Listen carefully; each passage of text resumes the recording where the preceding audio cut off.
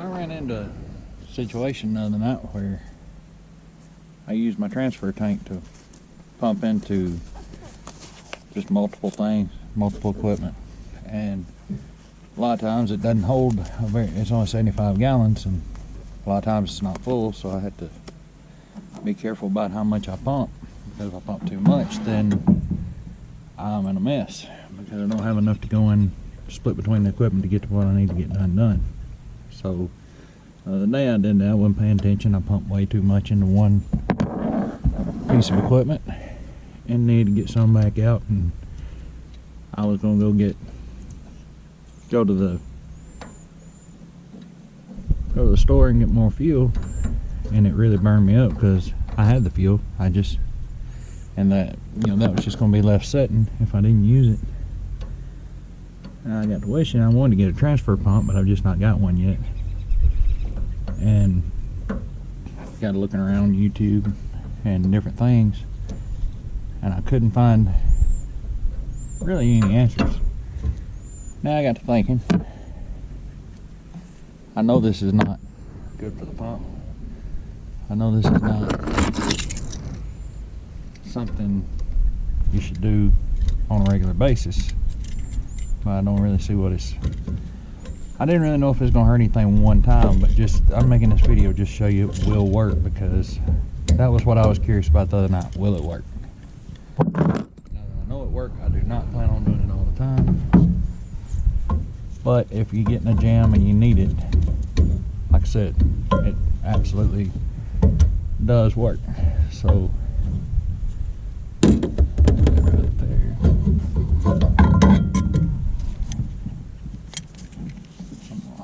I'll twist this. Whoa.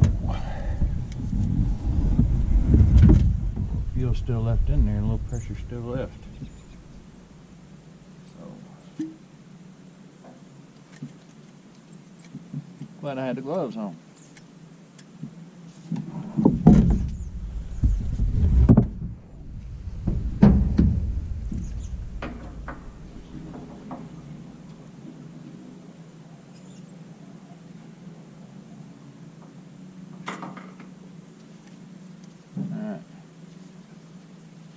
Anyhow, wasn't expecting that. I was going to tell you, if you got a fill right manual, not the auto cutoff, those plugs, just those silicone plugs, I found this one in the parking lot. Man, they're great for keeping fuel out of the bed of your truck. Unless you do something like I just did and let it spill out anyway. So, what I was doing is this is my first video I plan on posting on YouTube, so if it's shaky or bad quality or whatever, I'll try to work on if I need to make another video. Take this out, take the connectors off, making sure not to touch them together because that would be bad.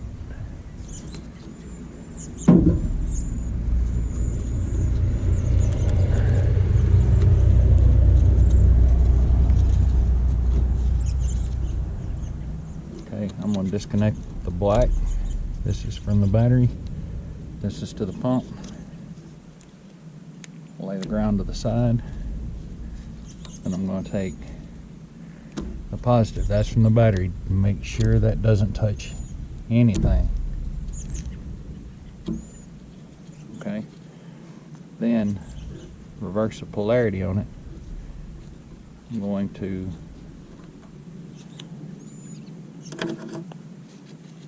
hook these up backwards.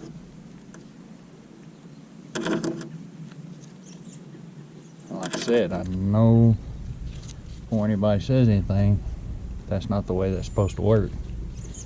You're not supposed to do that.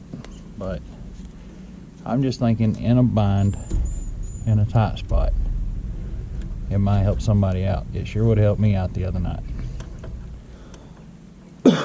Actually, it did. I've already tried this once, just to make sure it did work. So then I'm going to put this right here And I'm not even gonna cap that back up because this is not gonna happen on a regular basis. I got fuel all over my gloves. May as well go ahead and take those off. And my camera. Get down. Alright, I have the Rite 15Gpm. Also the Rite digital gauge.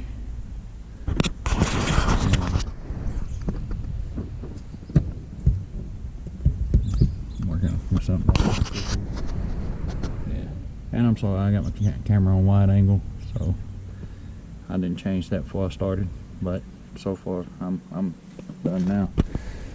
This is an old truck that I have that the engine went down in it, and it does still have fuel in it, and I'm just never really even thought about it until I thought about making this video. So trying to get that as far back toward the back as I can, because that's where the truck's sitting downhill. And I'm gonna turn this on. So I wish I took that off wide angle.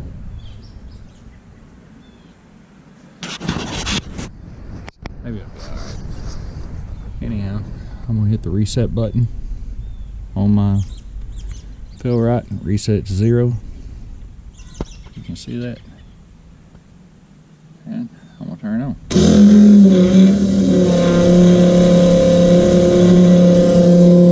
That's the fuel pumping out of this tank back into my transfer tank, pumping in reverse.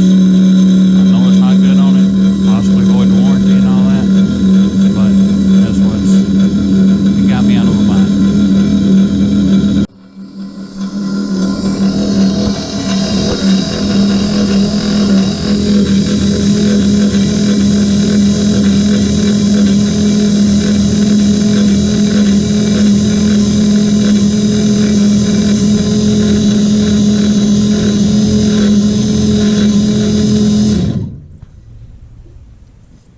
There we go, I got nearly 17 gallons.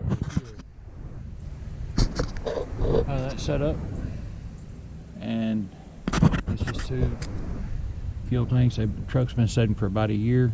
Engine went down, and I just happened to think after I ran into the situation where I had to do that the other night, I figured I'd make a little video on it, because I just needed to know if it worked. Where I was at, there was no service stations open or around where I could get more fuel. Pumped too much into one piece of equipment and needed out to get into the other piece of equipment. Did not have a transfer pump with me, and like I said, it's not something I want to do on a regular basis, but it does work, you know. So now I'll put all this, just put it back red to red, black to black, seal it back up, and I'll be done, you know. And that's probably the last time I'll ever do that, unless I just get hung up in a bind where I don't have another option. I also want to talk a little bit about the Rite digital gauge. All of my friends had the analog gauges, and I wasn't really sure about going with that. But since I've had it, when I bought the setup, they did not have the analog gauge, so it's done me a really good job. It's maybe off about 2 gallons on 75, and I've not calibrated it yet. There is a way to calibrate it. I've seen the directions for it, I just haven't done it. But so far it's been a really good piece of equipment. I thought it was kind of pricey when I first bought it, but yeah. The Trail Effects toolbox that I have here, 75 gallons, and honestly, I wish I could have went bigger, but I do have a short wheelbase truck, and then I do have a gooseneck that I have to use also, and I keep that thing pretty well crammed full, you know. And yeah, I wish I had more storage room, but it is what it is. Next time I buy a truck, I'll get a long wheelbase truck. Anyhow, so I'll button that back up, and yeah.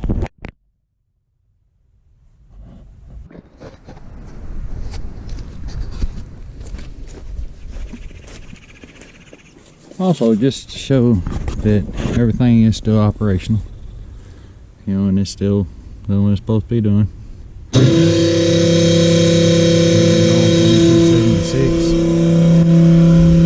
I put it back together and just check this out before. Wasn't even planning on doing this really,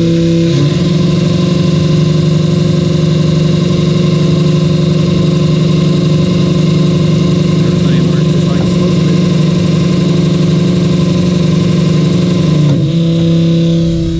So cut her back off and shut it down, and that'll be that.